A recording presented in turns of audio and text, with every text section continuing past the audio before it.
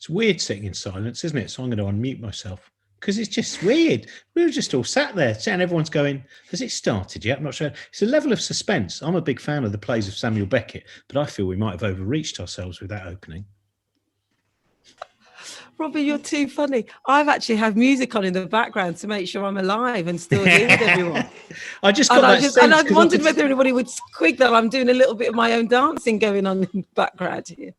Well, we are going to officially start very shortly. I was doing a dance as well. We're going to officially start now. Oh, we're starting now. Oh, sorry then. Okay. Let's. Good evening and welcome everyone to our online event. My name is Anna Locke and I'm the chair of Brum Yodo, and we are really delighted to be presenting this event this evening, where we will be discussing how laughter and comedy can help us talk about death, grief, and support us to have better conversations about death. Before I introduce our speakers, I just want to go through a few housekeeping notes and to give an overview of Brum Yodo for those who aren't familiar with us. So, housekeeping notes. This is a relaxed event. You can leave your video on or turn it off if it's more comfortable for you. Everyone apart from our speakers should be muted to prevent background noise. And please keep your mute on throughout the event unless you're asked by Nikki Tapper, our chair, our host, to unmute yourself. Please select speaker view on the top right hand corner to ensure you see the chair and speakers only. You may want to switch to a gallery view later on in the discussion. We would encourage you to use the chat function if there's any questions you want to ask or to take part in the conversation. If you're tweeting about the event, please use hashtag #IRemember and hashtag #LifeDeathBrum. And this event is being recorded so we can put it on the Brum Yodo website later. For those of you who don't know Brum Yodo, we started about 5 years ago. And the aim of the group is to help people have conversations about death and dying and loss. And we aim to create safe spaces where we can do this. And we're part of a national and international movement that not only talks about the idea of a good death, but tries to open up these conversations so we can have communities that feel more able to deal with death and dying in a safe way ourselves. Over the last couple of years, we've run a a festival in Birmingham, which has been arts-based, called A Matter of Life and Death, where we have brought people from all over the world, all over the country, to help us create creative spaces where people can come together and talk and experience amazing things. We usually run our festival during Dying Matters Week, which is in May each year. But during COVID, we've had to branch out, and this is a part of our series of In Conversation events. You can follow us on social media, or you can keep an eye on our website and sign up for our newsletters to see what we're up to. So this evening, I'm delighted to introduce our speakers. Robin Ince is a comedian and broadcaster and a popularizer of scientific ideas. Carrie Weekes is a co-founder of an award-winning Birmingham-based Undertakers and also a co-founder of Brum Yodo, with a massive, massive thing about comedy. And our chair for this evening is Nikki Tapper, who is a presenter and broadcaster on local radio and West Midlands radio, as well as an events host and facilitator. Now over to you, Nikki. Thank you very much. Anna, lovely to see you. She's looking right. She looks like, I kept saying to her, she's manning the ship for us, everybody, with the special headphones, everything else. But it is good to see. Now, you know what? This is informal. So everybody do a wave. Let's get the Zoom waves out. Let's just see if we're all here together. Zoom at me. Wave like you just don't care. That's it. Great. I want to do a shout out already to Renee in Great Bar and Liz in Sutton Coldfield, up the Northerners, because we're at the north side. And Pete, thank you so much. You're in Birmingham. I would never, I'm so pleased you're in Birmingham. Glad to have you here. I don't know where you are now. You've disappeared. However, it's great to have you. Thank you, everybody, for being here this evening. And I'm really hoping we'll have a great conversation. I will tell you a little bit about me, in addition to what Anna's already said. I present on BBC Radio WM, BBCWM. I've been doing that for coming up to 18 years that I've been on local radio, done all sorts of things, but primarily at the moment, my show's called Sunday Night with Nikki Tapper. bringing you stories and issues that impact the African and Caribbean community. But everybody listens to it and we have all a great laugh and everything else. My other hat is that I've been in teaching. I've been a teacher, qualified teacher for 25 years in senior management. With that, I decided to leave last year and give teaching a wide berth, not because I fell out of love with teaching. I still love teaching, but I wanted to work differently to what I was doing. I was working for the citywide PRU, People Referral Unit, and probably say that there were incidents that made me think, I think there's more to my life than this. So I branched out to then not only carry on teaching and facilitate workshops and do my own thing, but also to really come alongside people who struggle with their own emotional well-being. And this is a joy to get to ask to do this, because I'll just say it straight off the top that I've lost both my parents, I've lost a son, significant aunts and uncles. And so I've been around death a lot. And I don't know whether it's very much a thing for those of us who are of Black, British, Caribbean descent. My parents were from the island of Jamaica. We laugh a lot when it comes to death because we're always surrounded by it. And there's always some little ism or schism that you could add or address and say about someone who's passed away. So thankfully, I hope that may help when you may hear me say something, because I tend to laugh at that. So that's a little about me. I'm sure more may come out throughout the evening, but let me hand over to Carrie. And Carrie, you go ahead and tell everybody about you. Good evening, everybody. My name's Carrie. So I'm an independent undertaker, funeral director based in Kings Heath in Birmingham. I set the company up about 6.5 years ago with a friend of mine called Fran. And we did it because we thought that funerals had become very corporate and stopped enabling people to kind of create their own rituals. They were being given a model of what should happen and being sold a load of stuff they might not need. So we started from outside the industry, and we constantly question everything that's kind of done. And in doing so, I think we've been able to help hundreds and hundreds of families now to create funerals that represent and reflect the lives of the people that have died. So I'm really, really, really proud of that. But it's really hard work. It's really emotional work, and on the whole, it's really sad, and rightly so. So the other bit of me is that I'm a huge comedy fan. You know, I watch and listen to comedy. I have done all my life, you know, but particularly I think since I started doing this job, it helps me, but it doesn't help me relax. That's the thing that I've been trying to get my head around. And this is the thing that I think I want to explore, is that instead of seeing comedy, you know, sitting at home and watching some stand-up or listening to a podcast with some comedians talking, instead of being kind of an escape or, you know, being the complete opposite or contrast, actually a lot of that stuff is just providing me with a balance to the work that I do. And I think it's got a lot in common. So a lot of comedians will talk about really serious subjects, but they will do it in a way that you're able to engage with because they make it funny. They find the joke in things. And I think that helps me find the joy in the work that I do, and to break the, you know, sort of break this. It's not going to take away from the seriousness, but I think that having a perspective that comes from that kind of understanding helps me come to terms with some of the things that I have to do and see and talk about every day. So I think they coexist. I think that, you know, it's the comedy and tragedy are the same sides of it's different sides of the same coin. Yes, thank you very much, Carrie. Yeah, as you said, we're looking forward to hearing some more about how you see comedy and where it fits in the line of work that you do.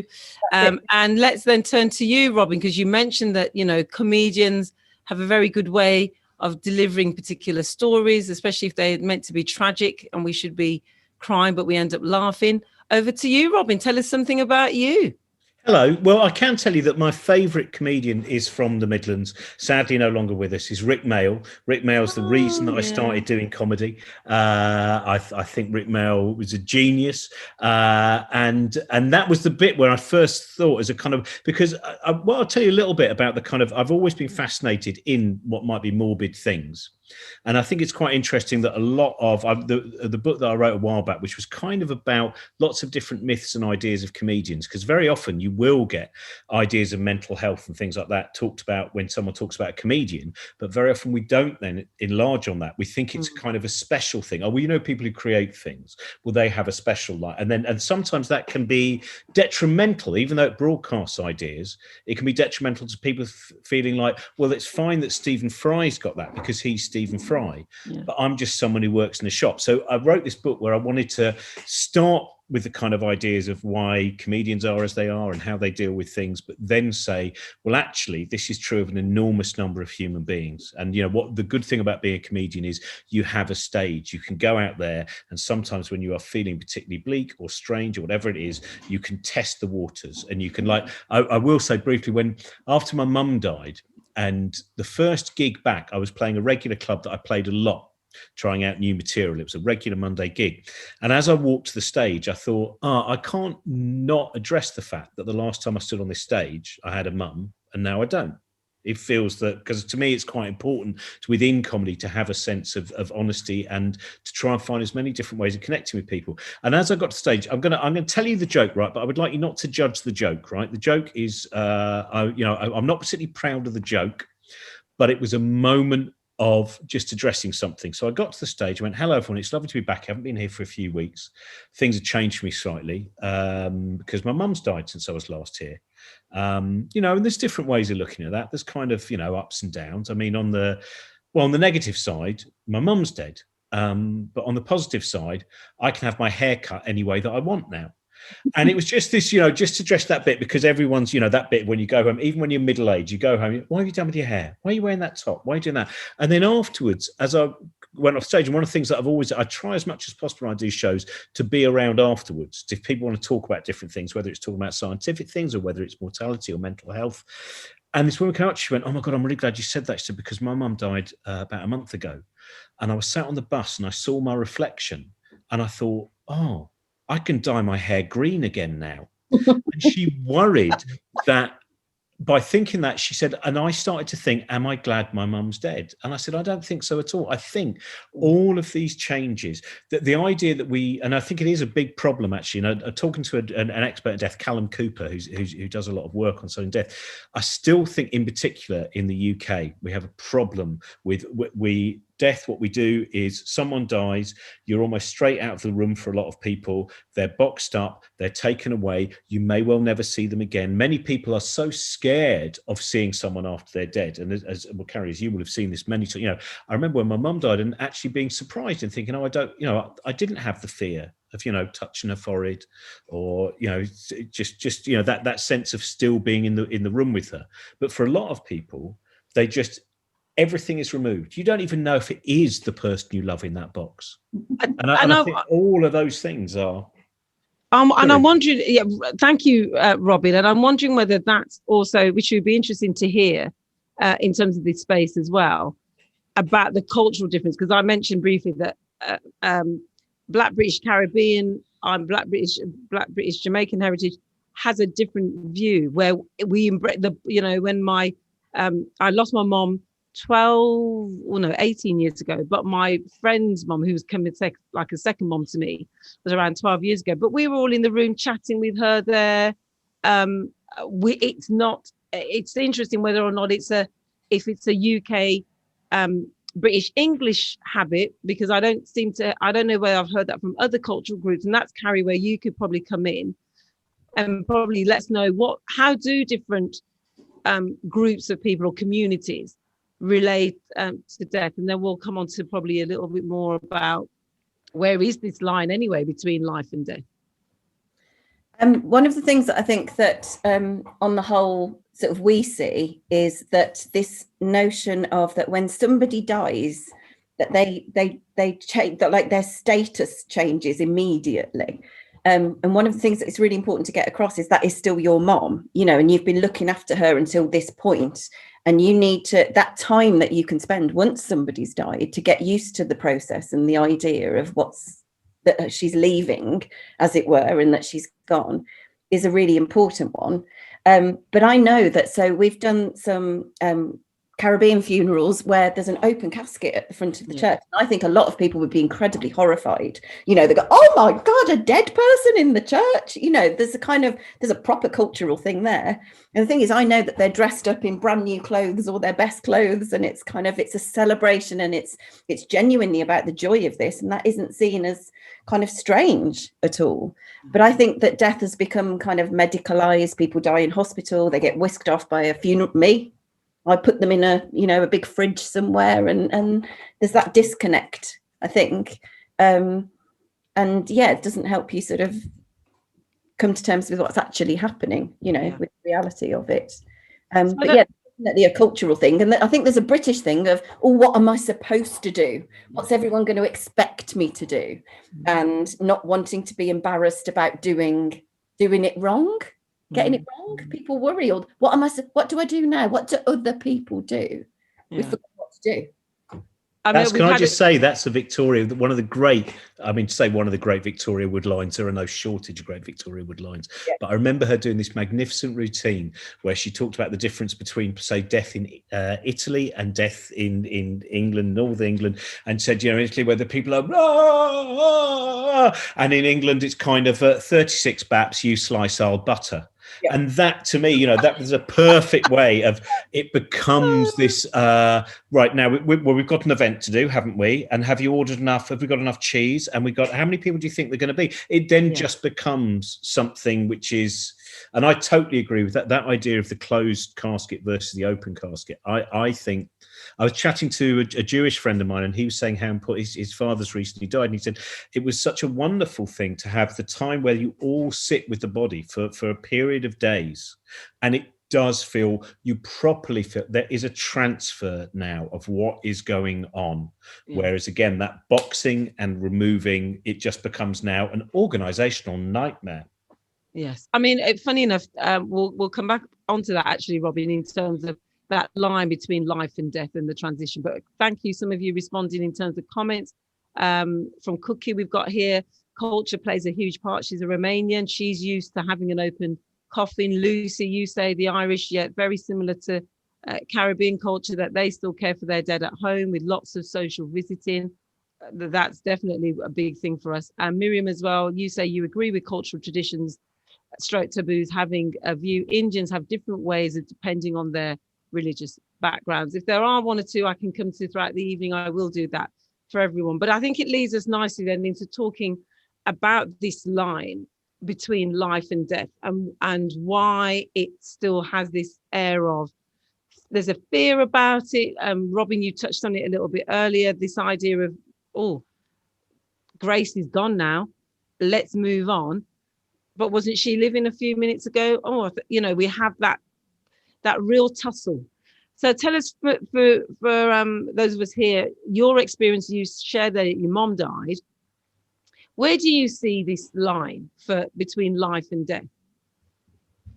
You mean as in terms of, well, it's an interesting thing, isn't it? Because I was in one way lucky. I was, I had 24 hours where I went. I mean, one of the things that I find, the line is very interesting because it's actually a wall for me. The house where my mum and dad lives is the house that I was born in because of a snowstorm. So I was born in the room next door to the room where my mum died. And that to me is, I think, a very fortunate thing for me because it actually creates a very physical sense of the boundaries of life and death. It feels, you know, almost psychogeographical, but it's a, because the last 24 hours was a fading out, coming in of nurses, and that bit where you've got to have bloody classic FM on in the background the whole time, you know, some kind of noise, and then just kind of picking up on little, you know, being uncertain where she was in the state of her mind as well, all of those things. So I think I was in a fortunate position where I saw someone over 24 hours fade out. Now, not everyone has that, of course. Sometimes I remember Jason Cook, who's a very good comic, and he did a show all about his dad. His dad had cancer. He did a show once about his dad having cancer and how they got through it, and it was great. And then unfortunately the cancer came back, and the next year he had to do a show which was basically about his dad dying. And he talked about those little bits which kind of are almost funny, but he said when his father died, and then he leaned in and went to kiss him on the forehead, and suddenly his father went, "Rah!" And it was the release. He wasn't alive anymore. The doctor went, and he said, I really wanted to talk about that, but then I realized that I probably couldn't put it in stand-up because it was so alienating for people. It was too much. It's an interesting thing that there's that point where you go that's interesting, because I think what is the line between life and death? I do think that one personally, from my feelings and my beliefs, is that once someone's dead, then they are no longer there, but you still must have that sense. That transfer of time is very important. You can't just go, that used to be mum and now it's not. I think it does take a period of time, that physical sense loss. I was talking to a woman recently who runs a body farm in Canada, these incredible places where people donate their bodies, and then they're used to find out various different things so people can, when they're doing crime scene investigations or whatever. And she was talking about how her reaction, like her mum and dad have said they're going to donate their bodies too. And she said, I started to think that I was going to be, that's going to be a really weird and worrying time. She said, actually, I'm going to be so excited because I'm going to go, they trust me and they've donated their bodies. And now I'm going to go put one of them over there and I'm going to put one of the other ones on and it was like, and what was lovely was there was still an excitable relationship with her thinking about it. Sorry, I've got one more thing. So it's all suddenly coming to me. There was a friend of mine, John, who lost his son, died in a motorbike accident. And they still do lots of things. He did an interesting. I met him and his son. I was doing a gig in Winchester, and he sent me a tweet just saying, "Oh, I wanted to come to the show tonight, but I haven't got a job at the moment, so hopefully I'll see you next time." I'd not met him, and I just said, "I've got 2 free tickets. Come along." And then the next year, I remembered his name, and I thought I'll send a message to that bloke. And I just got a message back, and he said, "I can't come. My son's just died in a motorbike accident." And I thought, is this some kind of dark, initially joke? Is this, is he doing something because maybe? And then I looked into it. I thought, oh, he really has died. And then a few weeks later, because we stayed in contact, he said, I came to the Cheltenham Science Festival with Jamie last year. Do you think people will find it weird if I bring his ashes and I get lots of the scientists that he saw just with their arm around his ashes and stuff like that? And I said, I don't think they will. I said, I'll tell all the scientists what's going on, but I don't think they'll mind. And no one did mind. They all did this. And what he does, talking about that boundary between life and death, is he doesn't believe there is an afterlife. But Jamie is still there having adventures. So they do things like every anniversary of Jamie's death, they stick a few more of his ashes in a firework and they send it up, and they always do. One of the things he did, so I can say this because he said to me when I interviewed him for a book once, it even got to the point, all the different things they were thinking of doing ashes. One day he looked at the ashes and he went, I wonder if I put them on my cornflakes. And then he went, hang on a minute, that's a step too far. But it was like, I think it's very interesting that though Jamie is no longer there, Jamie is still a major part of their life and is still entering and exiting in his own way. Sorry, that was a very long answer and went through. I was going to say, Carrie, you're preparing families to deal with the fact that they've lost a loved one. And sometimes that may not be in the way that they would have liked. It may have been a sudden death. It may have been in a horrible car accident or another type of accident. How do you respond to them if they still are saying to you, but he's still here with me in the room, I can feel him? Well, most people don't really have that kind of conversation. I don't tend to have that conversation. The thing that we tend to have the most ability to support people to do, and this goes back to this idea that people need to ask permission to kind of find any of the funny or find the joy so Robin talking about that guy and his son, their shared experience of going to comedy gigs and having a shared sense of humor and a sense of an understanding of what the absurdity of this situation was, is his dead son is giving him permission to do this stuff because he knows he would have approved. So for me, it's more about the spirit of the person needs to be in the room. So we plan funerals and we plan funeral services. And the most important thing that you can do with a family, I had an arrangement on Saturday, and they were talking about playing a sketch, like a comedy sketch, because that was something that united their family and that they all found, so that was the thing, that's the touchstone during that service that is going to mean the most to them. There'll be this collective laugh and sadness all at the same time. But they were asking permission from me, who am I, to go, are we allowed to laugh during our dad's funeral? And I think that that's where the issue sometimes is this idea that you're not supposed to, you can cry and laugh within the space of that 30 seconds that you're in that moment. But it's about that person still being in the room with you in spirit, and just imagining, would they be laughing at us, like deciding on this terrible pomp and circumstance, if they'd be sitting there taking the piss out of it, then you're doing the wrong thing. And I think we're allowed to laugh about the fact that they would be laughing at you. And that just really helps. And it breaks tension completely when you're sitting with a family. I find that the best way of kind of approaching that kind of situation. Well, we've got obviously people are putting in their particular comments. We've got people who are saying their parents are already telling them what they need to be wearing when they die. They've got to make sure we do this. One lovely comment here from Pauline. Pauline, you're saying that when your dad died, you held him in your arms and then opened the windows to let him go. And yet you would say you have no faith. So you thought that was rather weird. That might be something we could pick up on. And thank you, Cookie. God, you're well involved in this, Cookie. Woo-woo. And when my dad died, I put in his coffin a pack of poker cards because he was a mean poker player. The Greek Orthodox priest did not like it. I got told off. But the priest, but I got told off. But the priest then said he could join him for a bet when he dies. I think I may have got that slightly wrong, but I can see what you're saying. At least he kind of responded positively. And again, Carrie, you must come across all of those different kind of things, different people, especially in a religious setting, who will probably want to pass their way of doing the funeral or the celebration. As many as I would say in our community, we always go home celebration. And trying to direct you in a particular way, which may not be that humorous and may not be at all what the family wants. Have you found that? Yeah, I think if you're kind of going, if you're having something that is, if you're part of a religious community and that kind of ritual, that stuff's really important, but what it doesn't mean that there isn't space within that for people to sort of add their personal, stories are the most powerful things that we have. And in terms of recounting somebody's life, those little stories, those quite often funny stories, enable that balance between, those great, the sort of the big rituals of faith and being able to just kind of connect that with the person that you knew. And I think that is becoming, certainly a local vicar to us has been talking to us recently about how he's done quite a few funerals with us this year. And during COVID, they've been different. They've had to be different. You haven't got the whole congregation with you.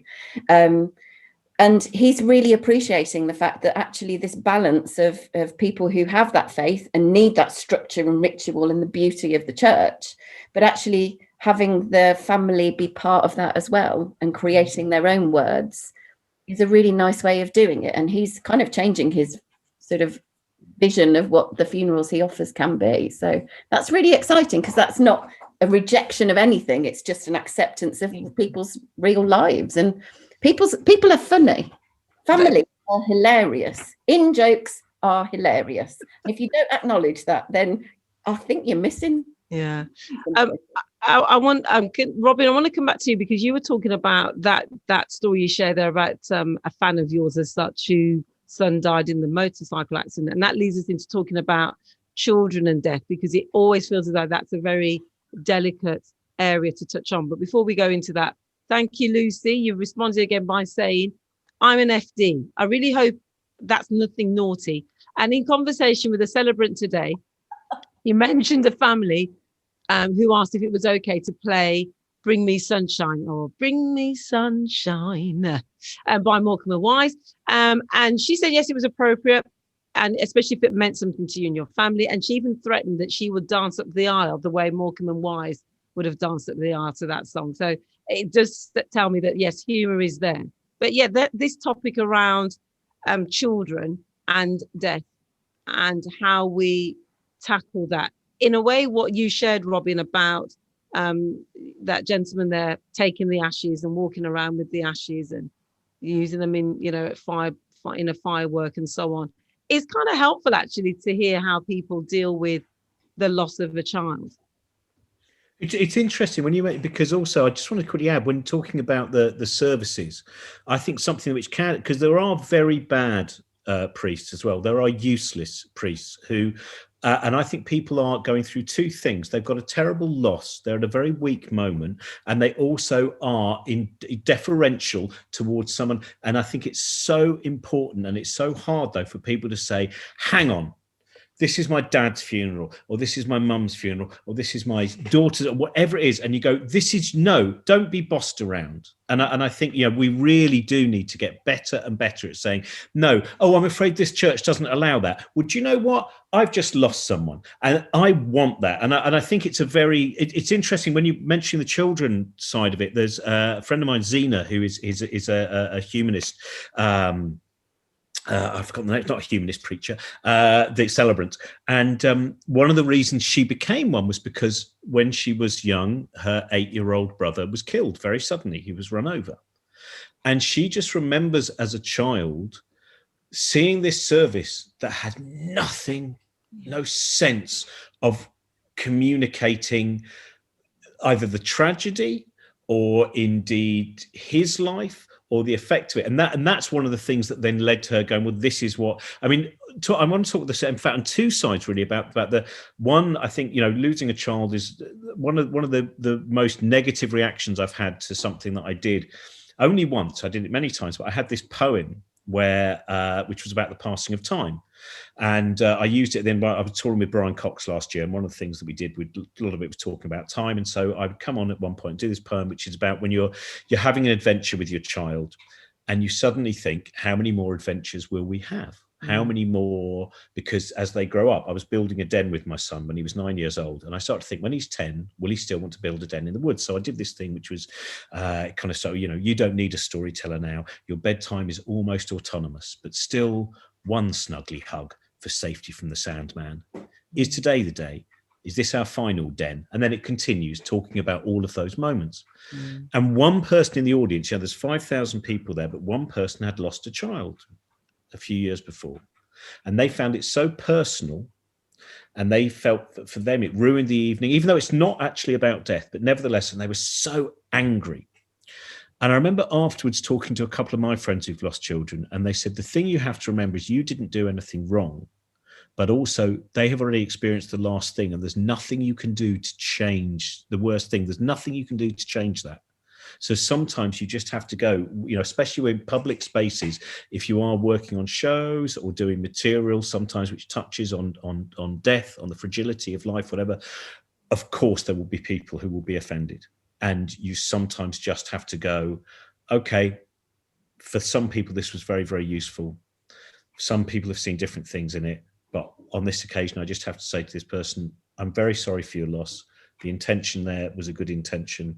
I'm afraid that, there's nothing else that you can do in that situation, which hasn't answered your question at all, I don't really think. To some extent, but it's not that. I wouldn't say it hasn't answered. I think it's just the way that you can come at it, because it's such a sensitive area. Carrie, more so than anyone, I gather, you will have come across so many families that have lost a child, and because we're in a society where children, that's not supposed to happen.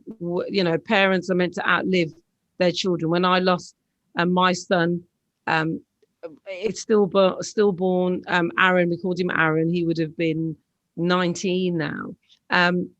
I remember the day and I get tearful, but I don't grieve him in the same way. And I don't know whether that's about my personal faith journey as well as the structure of the family that I'm in, my external family members. But I know that when I have got other friends who have had lost a child, it seems so difficult to find something to be funny about, to help relieve that tension. And you mentioned that earlier. So what's your thinking? What's your experience of dealing with families like that?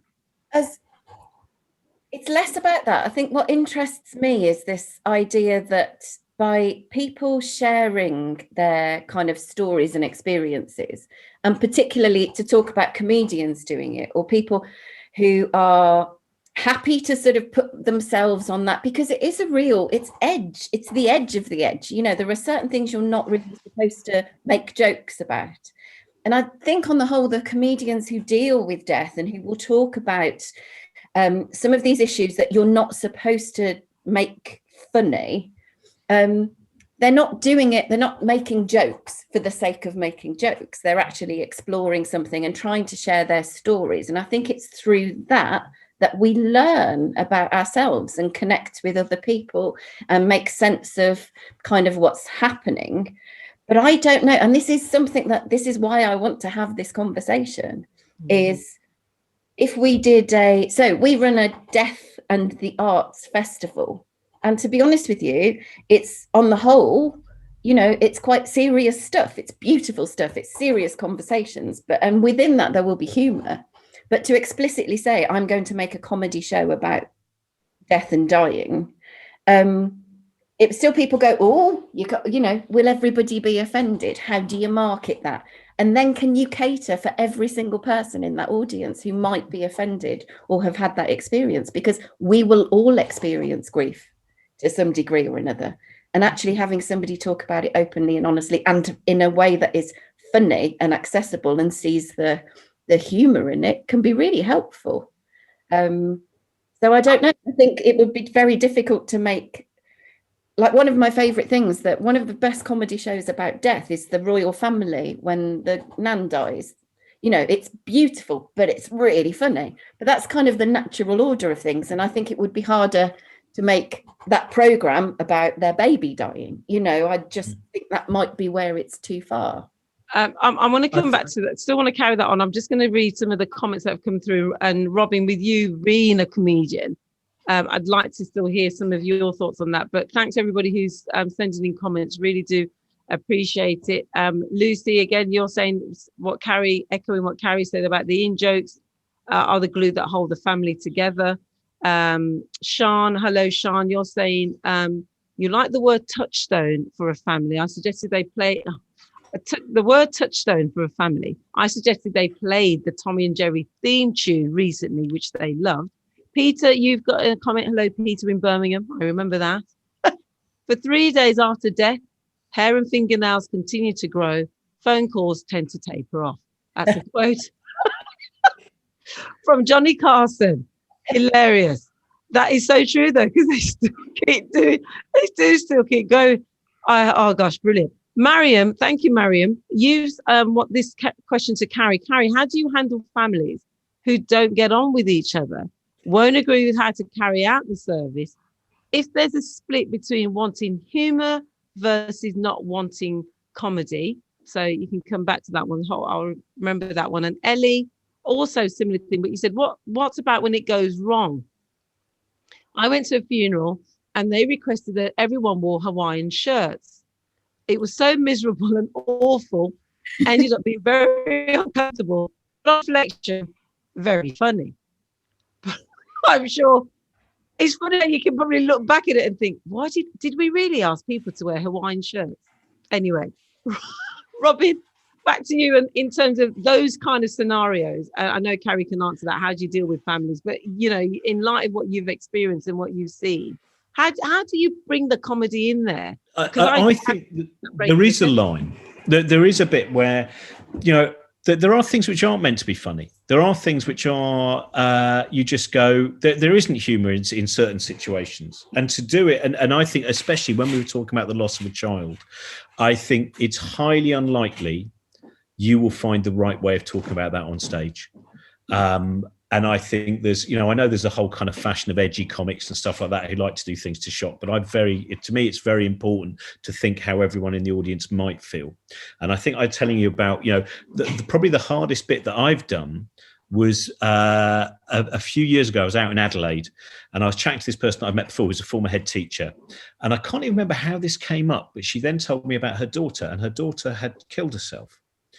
And she said, I don't think there's enough people talking about, said people like you on stage talking about suicide. She said, because my daughter, it was a secret. No one knew anything that happened. It was why it happened. And she said, I genuinely believe that if it was just out there more often, if people felt that sometimes, because it's very common to have suicidal feelings, very often that will lead to nothing whatsoever. They're merely thoughts about life and death, but they're not out there. It's not the kind of thing pitched. So she said, I think you should write some stuff. And then the next show that I did, I wrote 15 minutes about suicide. And I had some people saying, and I thought, I'm going to put this out in the open, that I'm going to write this, because then people get in contact with me. And I had people get in contact with me who'd lost someone. I had people who had attempted suicide. I had some people saying, you must never do comedy about this. And in fact, quite recently, I had an elderly woman come up to me at a book signing, and she'd heard my talk and she said, I really enjoyed the talk. Please don't ever do stuff about it. And I thought, I can explain myself, but I'm not going to explain myself, because she doesn't need to know. She's obviously lost someone, and there's no point of going, well, let me explain actually what my intentions are. Just allow that just to be there and show sympathy and empathy. So that was a really interesting thing, that because the moment I would get to doing that routine, for me, I'm someone who is, as you've noticed already, quite tangential. In comedy, I improvise a lot. But when I got to that point, I would go, you have to have utter concentration, total focus, because one wrong move and I could turn something that is meant to be able to get people talking afterwards, or to have some kind of weight at least lightened, I could turn it into. And it was fascinating, because every single night I had someone who would come up to me and say, oh, my brother killed himself, and I'm really glad that was there. And that. So I think that's the intention. When you get to jokes in certain areas, as you were kind of saying, Carrie, they can't just be jokes. You have to have more than that going on. When you are talking about things like death, when you are talking about things like suicide, cancer, all of those things.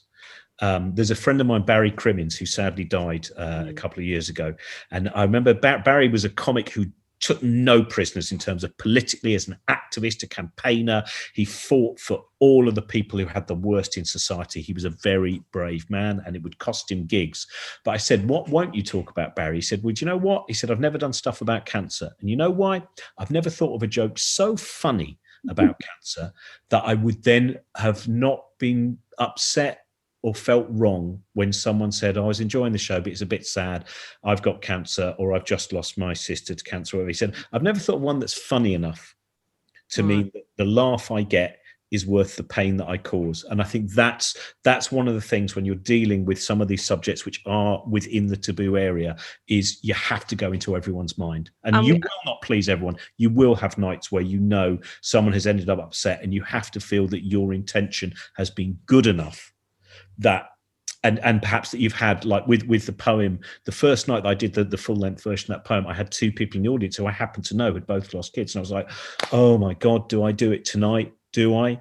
And then I thought, if I don't do it tonight, I can't do it. If I believe, even though I knew the poem wasn't about death, I was still worried about their feelings. Yeah. And I thought, if I can't do it tonight, then I'm not allowed to do it. I'm not allowed to choose which audience. Oh, this will be all right. Yeah, and I think that goes across for lots of things in life. You know, we've put things in particular boxes that probably people don't want to. I think we've had a comment here from Van, who said, re-suicide. Again, I don't feel that we talk about it enough, and we need to. And that possibly may help with some of that angst and fear and feeling of, oh, it's a bit awkward to have that conversation. I want to go back to the one, Carrie, that was Mariam, I think, was asking about you, about how you deal with the families who are juggling, you know, not just with the loss of a child, but just death now, but they're squabbling with each other in front of you. And you just want to make sure that the person who has died gets the send-off that they probably have wanted, or at least would be comfortable to fit. Or how do you deal with all of that? I think in those situations, then they obviously haven't got this. So the sort of the use of humor and the use of those shared jokes and those in jokes, that works when that connects people. If they're divided, then I'm going to be honest with you. This is what I do. I hand them over to the vicar or a lovely celebrant, some of whom are in this conversation today, and I ask them to work it out. But the thing about being able to laugh together so a funeral is a coming together of a community.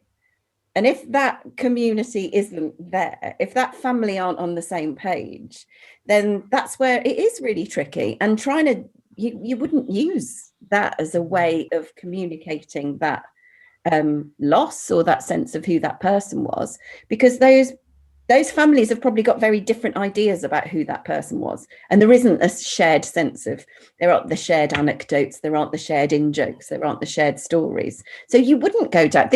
I'm not saying put the fun in funeral at all. It's about having a sensitivity to where that's appropriate, and that should be allowed, and people shouldn't feel bad about doing that. But no, where you've got people who are not connecting in that way, I wouldn't go, I tell you what you should do, put a joke in the middle. That's not going to work. Exactly. Yeah, you're right. You don't always have to lighten the mood. It is that it's interesting when you just thinking of Zena, who I mentioned, who's the humanist celebrant. She said that when one of her friends died from cancer, and she was kind of thinking, how am I going to write the thing? I know what I'll write the eulogy, and I'll get all the anger out first, and then I'll get to the eulogy. And then she suddenly went, hang on a minute. No, I shouldn't write it, get the anger out in the writing. I need to address that. And she said, the first thing she said was, I'm angry. And I bet a lot of you are angry, and they got, and then they just built from there, and they had a lot of laughs, and they had lots of the, wonderful, but also addressing the fact that there's no, of course, especially when someone is young, there's addressing all of those different emotions is such an important part of it. Yeah. I was just coming with more comments. Lucy, thank you so much, Lucy. You're saying very similar to what you just said there, Robin, that, you don't have to have humour for everything. It's about judging, you need to gauge and judge how that family is. And I'm sure those of you who are celebrants or ministers in the group tonight would know that. Rebecca wants to let you know, Robin, about a comedian called Karen Eve. She's a cancer comedian. So the comment here from Rebecca is, hi, Robin, I have cancer and I volunteer with the charity Shine Cancer Support, who help all young adults in their 20s to 40s. Where am I? Oh, I've just lost it. Yes, in the UK with any cancer.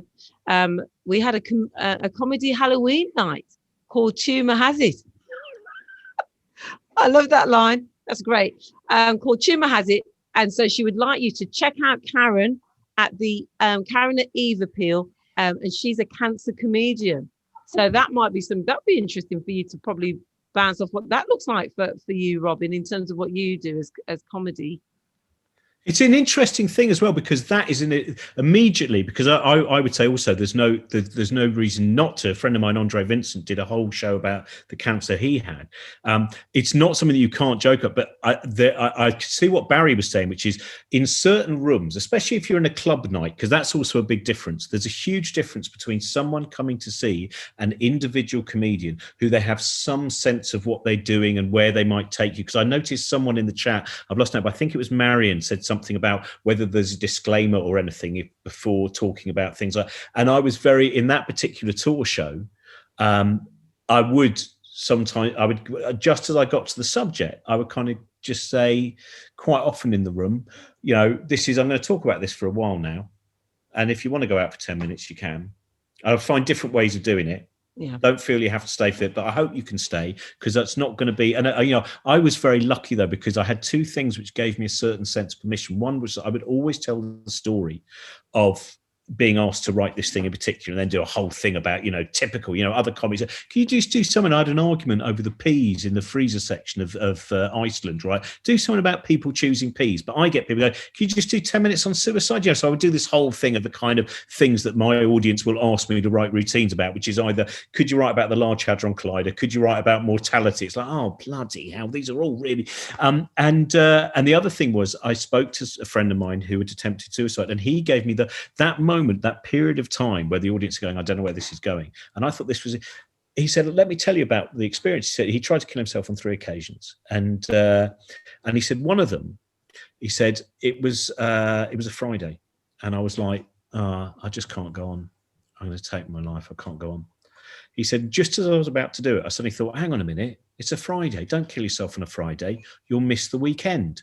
Do it on Sunday, which is actually what he did. He then attempted, and that bit of one, it also takes you into a very interesting place in some people's minds when they're feeling suicidal. He still wanted, but he didn't want to miss the fact that ITV3 was having a Lewis marathon or whatever that weekend. I want to do that, and then I'll kill myself on the Sunday. And those kind of things that, I mean, I'm in a fortunate position where people, if they do open up, and they say, I want to share this and turn this into a story, because I think that's an important part very often, not always, with some of the jokes about death, which is, it's not a broad thing, that if you can turn it into individual stories, if you could, like when my mum died, the next show I did, the Edinburgh Fringe, I thought, I want to do stuff about death, but I don't want to do stuff that appears to be deeply meaningful. I want to do the stuff that is frivolous and the silly things that happen around death. Like the fact that the day that my mum, I got the phone call saying she's got much worse. And I think, we didn't think she was going to die. We thought she was going to live for quite a while yet. And we didn't even really know what the illness was. And I was just about to do the show, the Radio 4 show I do called The Infinite Monkey Cage. And I ended up in this awful situation where, typically English thing of going to the producer, I'm really sorry, but because I know everything's been all organised and everything, but I might have to pull out because my mum's about to die and I don't want to be a bother. All of that stuff. That's what I was like. And, my producer was like, yeah, no, it is fine. You can go. I said, no, I think everything's going to be all right. And then I had this terrible thing, which is about half an hour before the show. And I think someone out there might know this, right? I think when you're trying to keep yourself together, sometimes your whole body can't work to keep you together. So my body suddenly went, you can have your mind and you can present a show for an hour and a half, but the rest of you is going to fall apart. And I ended up with terrible diarrhea. So suddenly I've got this situation where not only is my mum dying, and I'm now about to sit in front of 500 people and present a show while at the same time having a terrible bout of diarrhea. So I'm taking all this Imodium. I start off the show by actually saying to the audience, we're going to do a scientific experiment tonight. I'm going to find out if Imodium is effective for the entire 90 minutes running time of so I set all these things up so that people knew I had terrible diarrhea. So the fact that one, this ridiculous slapstick kind of Greg Davis's man down situation of an attack of diarrhea was going on at the same time as one of the worst things that's going to happen in your life, the loss of hair. And so working out, and it ended up being this 15-minute routine of how I eventually had to rush off the stage briefly. But it was mixing those two things. Here is a moment of deep sadness and a moment of utterly absurd and possibly highly messy slapstick. A comment here before Carrie comes back in, I'll let you come in. A nurse told me, this is Peter, nurse told me this story. In an effort to comfort, she said to the wife of a man who had just died, he's at peace now. She replied, I bloody hope not, after all the crap he's given me. Oh, I'm trying not to, yes. But that's the kind of thing that is funny, because they're obviously still seeing some humour in what's going on. And I know there's a couple of other things that are coming in as well. I just want to make sure people don't feel I'm missing out. So Helen, hi Helen. You said perhaps the acceptance of humour depends on who's delivering it.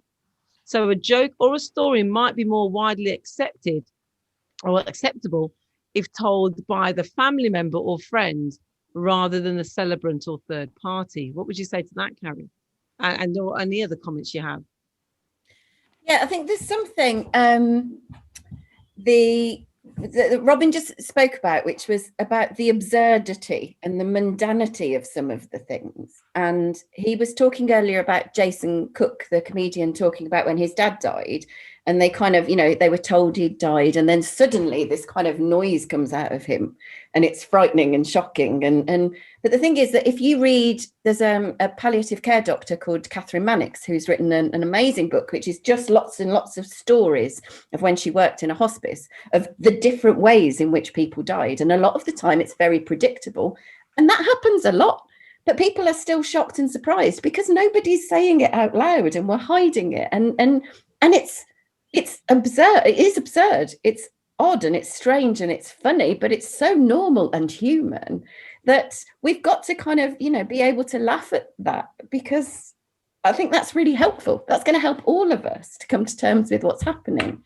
So So yeah, that was just, I think that, I can't remember what your question was. Sorry. It's all right, love, it's all right. I'll repeat it for you.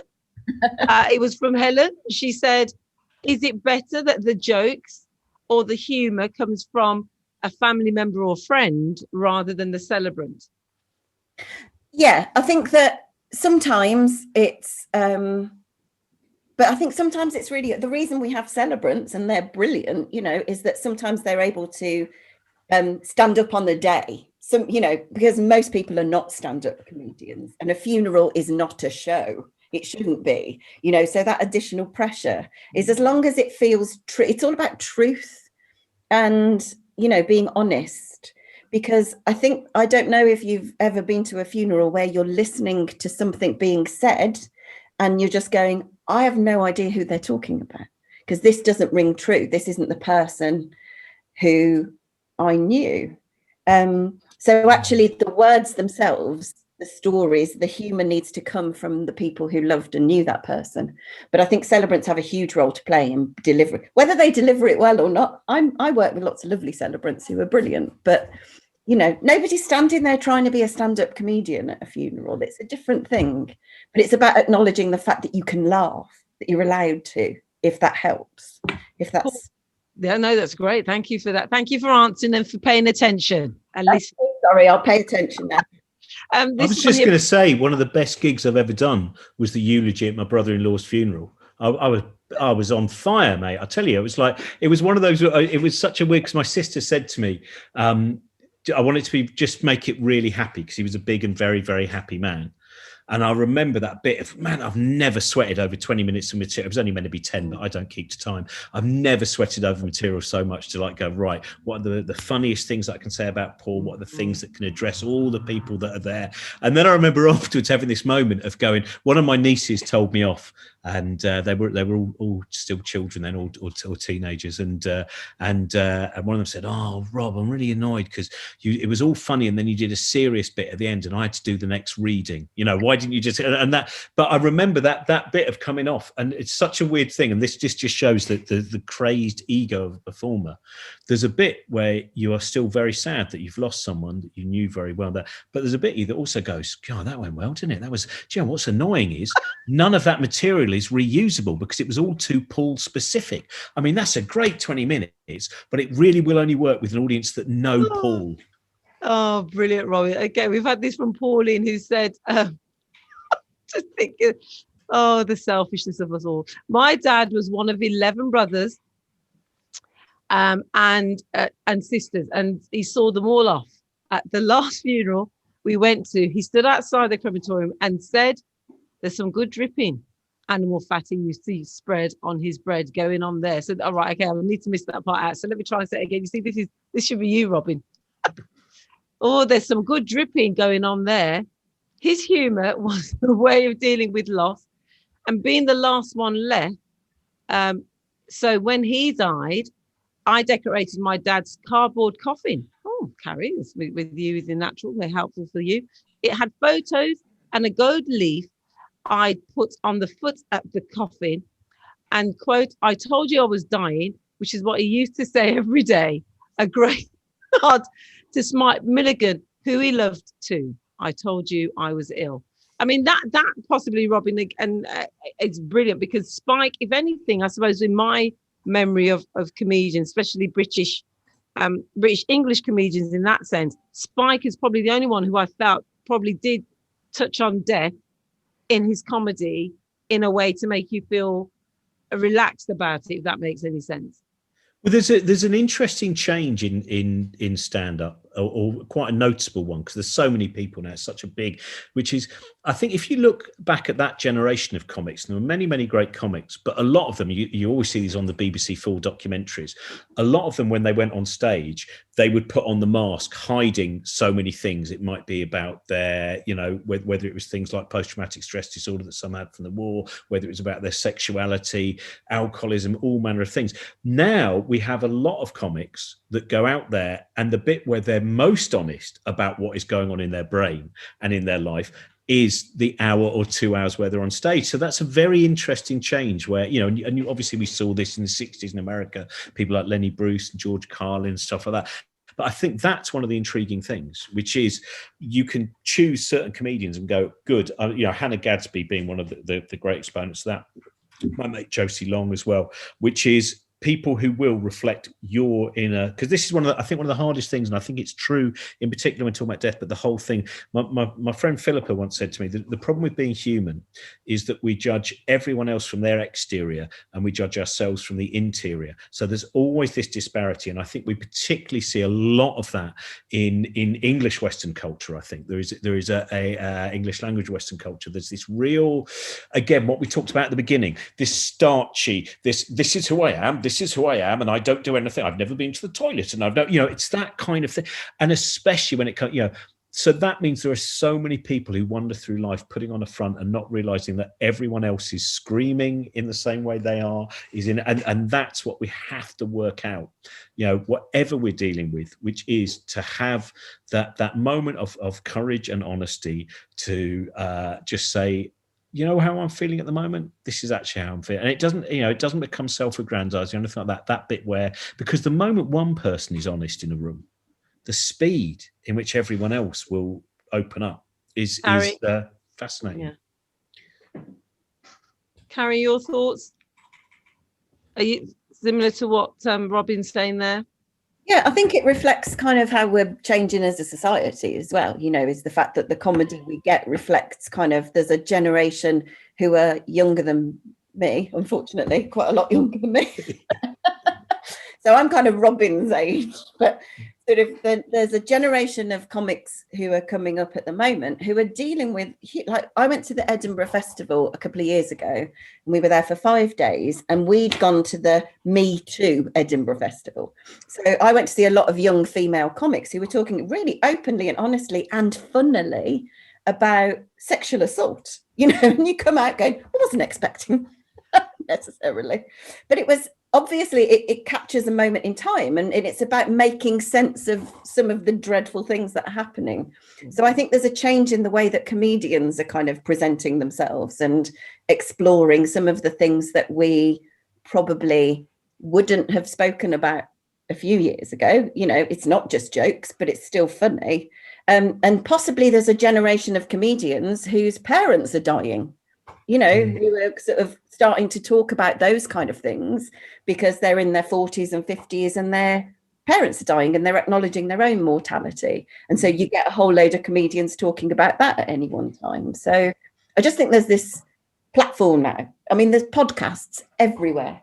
Everybody's on a podcast, and that's created a really good kind of comfortable, safe environment for people to talk really honestly. And comedians are brilliant at sitting and having chats on podcasts. There are too many now. I can't keep up with all of them. But I think it's created an environment where actually a lot of those younger comics are challenging what can be funny.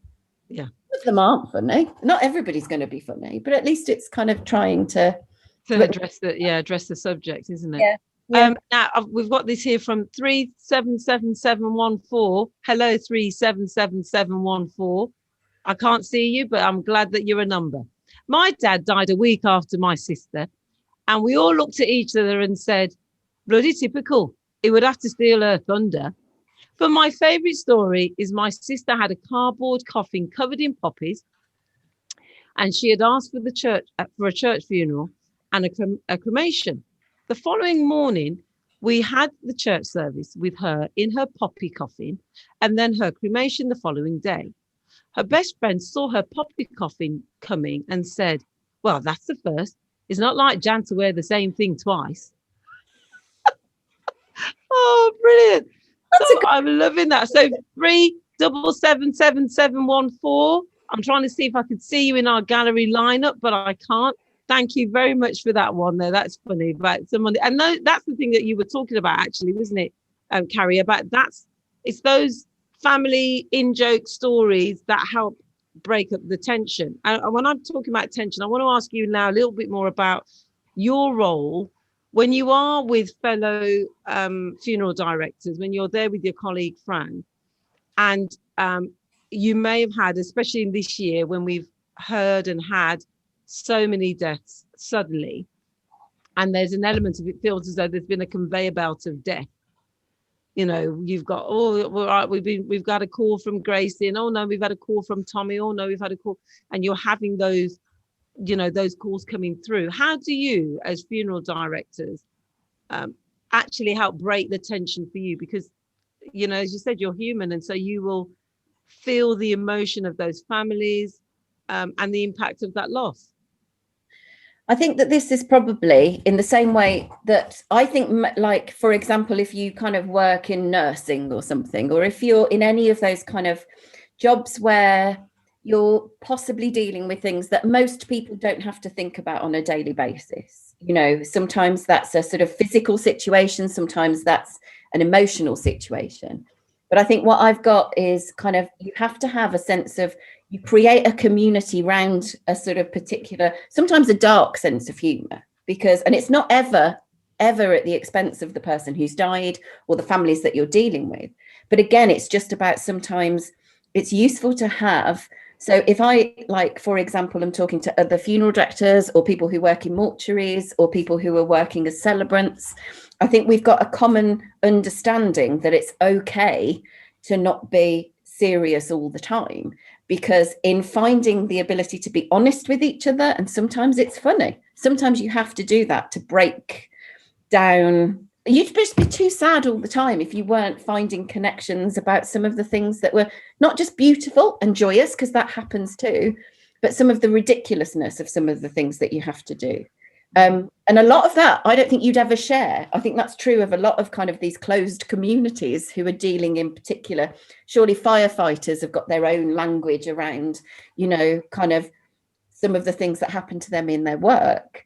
But I genuinely think there's a shared kind of, a lot of people, I think probably quite a lot of funeral directors use humour to kind of deflect or to sort of deny the reality of what they're doing. I think that's quite common in men of a certain age who work in that community, is to sort of distance themselves a little bit. But it's all a way of coping with, some really horrible, hard situations. And I think it makes us better at our jobs to acknowledge that that's there.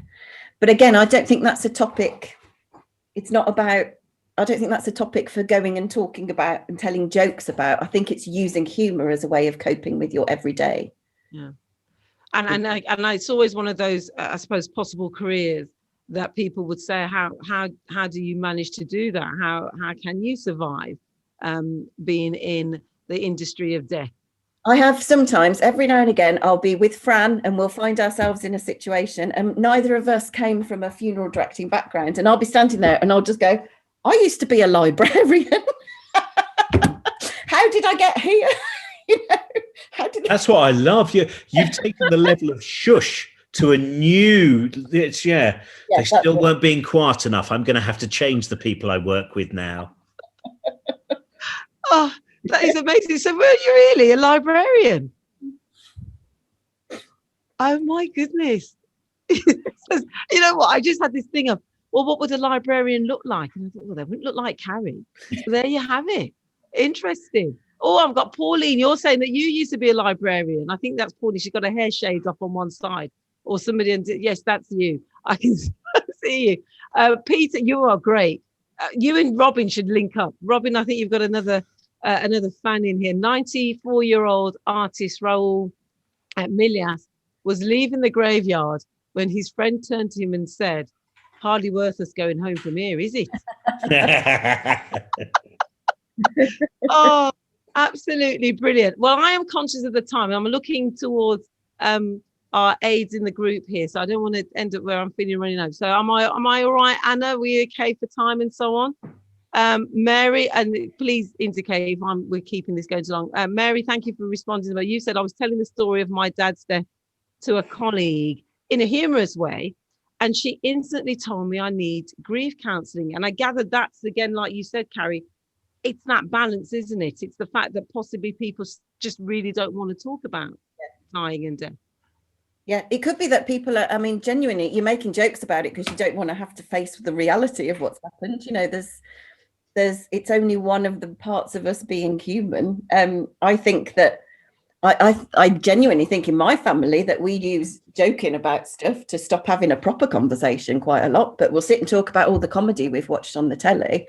And And that will enable us to have a really covert conversation about something. But really what we're doing is just pretending that life isn't dreadful, that we're all really sad. Yeah. Robin, I mean, again, is that's the thing for you? Because I suppose you're using comedy and have done for so long as a form of counselling for you. And I suppose you may struggle when people are trying to say you shouldn't laugh about this. Yeah, do you know what? I've been lucky generally. Most of the people that I've played to, and most of I expect you kind of build up by word of mouth and all those things, the right kind of audience. But I think what's interesting as well is there are different forms of jokes. There are jokes which are avoidance jokes. There are jokes which are, in fact, that reasonably weak joke that I told at the beginning about having your hair cut any way you want. When I spoke to a therapist friend of mine, she said that's not a joke that's avoiding it, because the first thing it does is confront the reality, and that's an interesting thing. There are coping jokes which I think are to get us through, and I think sometimes there are jokes which are the beginning of giving yourself and other people permission to talk, and they're kind of different things. Both of them have their own uses, but there is a point sometimes where you can see someone and you just know that behind every joke that they're drowning, not waving. There is that, and sometimes that's a thing we have to be very aware of. And as you said as well, that death thing, so many people, I think anyone who immediately goes, you need grief counselling, what they're actually saying is, not for me.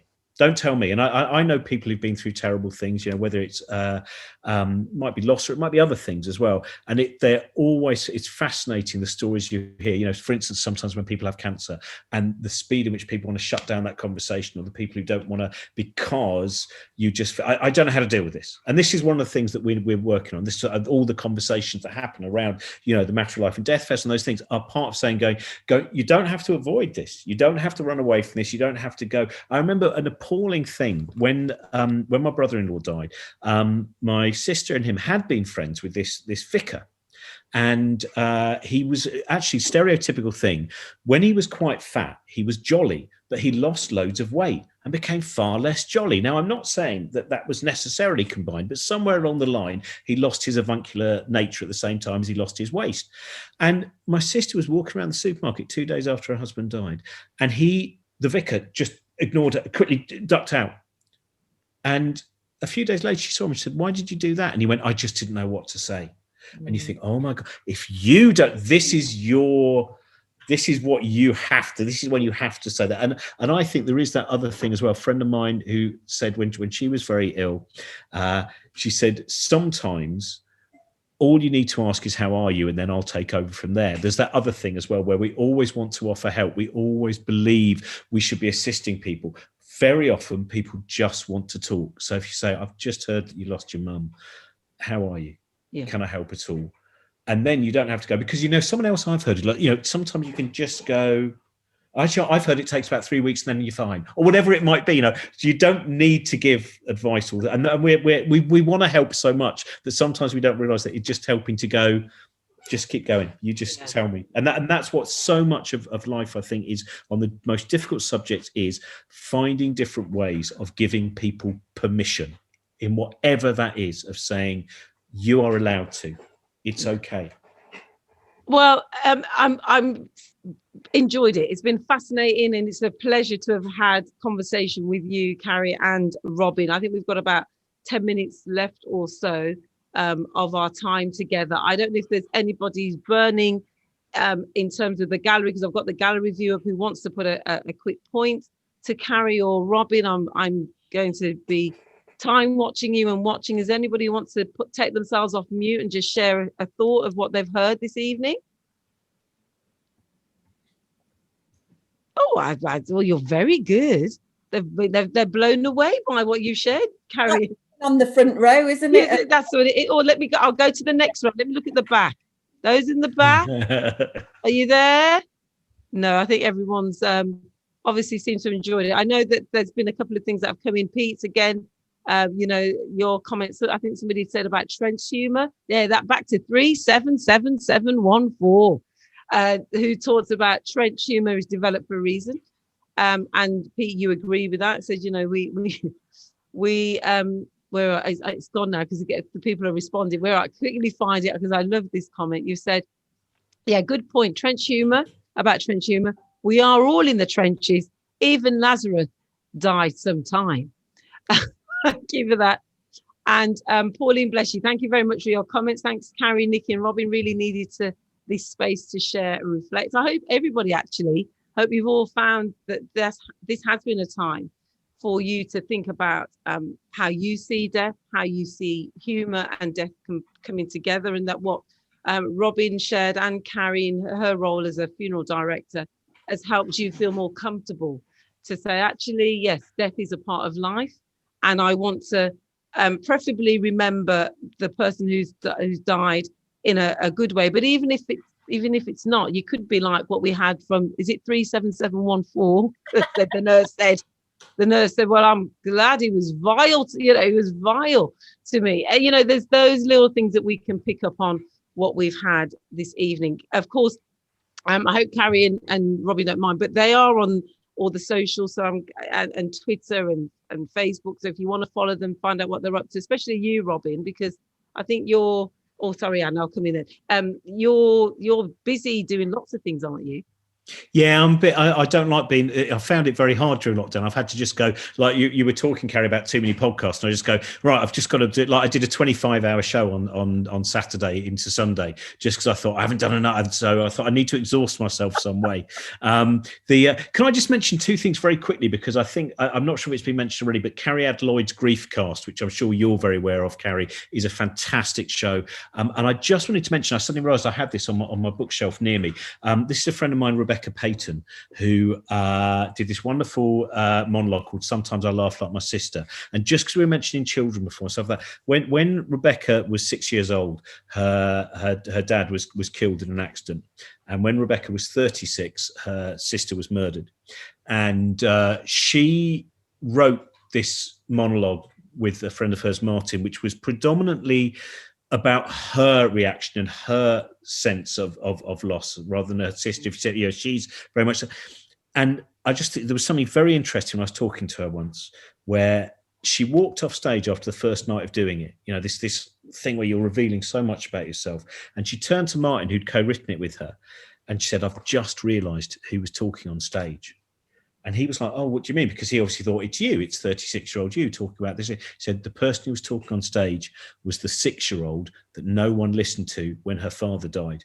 And I just wanted to put that point in. I know we haven't talked about that, and it might be a bit late to mention it, but that's another thing that I think we need to work on a lot, which is finding the right way of sometimes communicating with younger people, and not just thinking they can't deal with it and there's no way and you must be very sad. And then, Alan Davis in his new book, which is a very moving and at times very tragic, but he was 6 years old. He didn't even know his mum she was ill, and no one even told his mum that she was actually going to, and I would say that Rebecca's thing, which you can actually get her monologue, and also Alan's book, are two very interesting books in terms of dealing with that, the thing we haven't really touched on, which is how do we work out the right way of communicating with children and not patronise them, and not, because that's, again, my friend who I mentioned whose brother died, who was run over when he was 8, she had that same thing. She had so many people just went, we don't know how to talk to her, so we just have some jelly and off you go.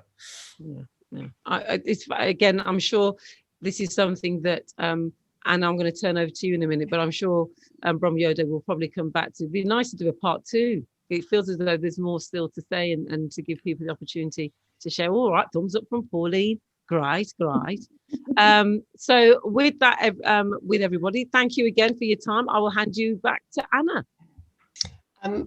Hello, everyone. I wanted to say, well, first, I was going to say thank you and finish up, but I also wanted to say that as a palliative care doctor, I do spend a lot of time talking to families about how they might talk to their children about things. And it's very complicated, and it's kind of like we do know how to do it now, but actually getting beyond the how to actually doing can be such a challenge for people. But we do know that children do so much better when they've had the conversations in their later life, and so many people who run into lots of problems when they're older have had bad bereavement experiences when they're younger. So yeah, I think we should be talking about this more and finding a way of doing it when people aren't dying, when they're well, so we can all get used to this idea, and not then when you're actually the person dying, actually adding on that burden of then, oh, and that, by the way, now you've got to make your child's bereavement better. It's a lot to take on, which is kind of why we do what we do. So yeah, so thank you, Nikki, for being the host with the most. It's been really nice to have you on. And Robin, it's been enlightening and really nice to hear your way of seeing things. And Carrie is always a ray of sunshine. I think that's probably the best way to do it. And I've really enjoyed the insights into how we all live with our own distress and sadness as well, because in my line of work, though I think a lot of people assume that palliative care, we're all absolutely miserable, and there's an awful lot of light and an awful lot of laughter in our job. And it's quite hard to explain that without sounding a bit weird. So yeah, it's nice to hear that other people do the same. We are planning more events. I think the Death Cafe that Carrie and Fran are hosting at the end of January is on waiting list at the moment, because we've had a lot of tickets go for that. But if we get lots and lots of interest, we'll try and move it around for spaces. And then we've got a few other things that we're just firming up around creating spaces to think and talk about death and dying. So you can sign up for our newsletter on our website or follow Twitter or the Facebook page. And thank you everybody for coming on this cold evening. Thank you.